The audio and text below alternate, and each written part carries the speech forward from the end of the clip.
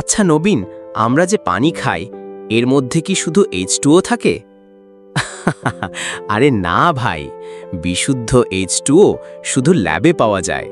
আমাদের পানিতে অনেক রকমের পদার্থ থাকে, কিছু উপকারী আবার কিছু খুবই ক্ষতিকর।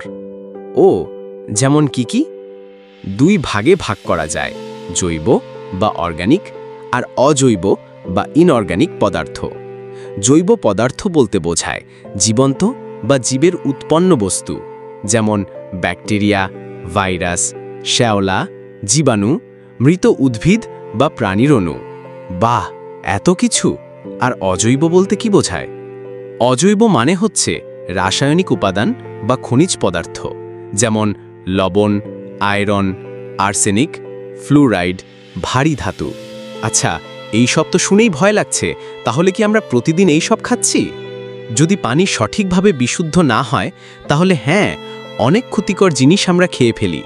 বিশেষ করে জৈব উপাদানগুলো শরীরে রোগের কারণ হয়, যেমন ব্যাকটেরিয়া থেকে টাইফয়েড, ভাইরাস থেকে হেপাটাইটিস, শ্যাওলা থাকলে পানি কেমন কষা হয়, আর অজৈব পদার্থ যেমন আর্সেনিক, এটা ক্যান্সার পর্যন্ত ঘটাতে পারে।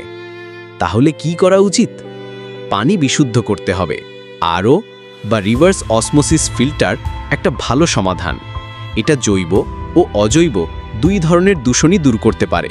মানে শুধু ফুটানো দিয়ে হবে না, ফুটানোতে জীবাণু মরলেও ভারী ধাতু বা কেমিক্যাল থাকে, তাই আধুনিক প্রযুক্তিই ভরসা। একদম ঠিক বলেছিস, আমি তো এখন থেকে ফিল্টার ছাড়া পানি খাবো না। সেটাই বুদ্ধিমানের কাজ বন্ধু। শোন, যদি আরও মেশিন নিস তাহলে অ্যাকোয়াগার্ড অর্ডার টেকনোলজিতে যাবি।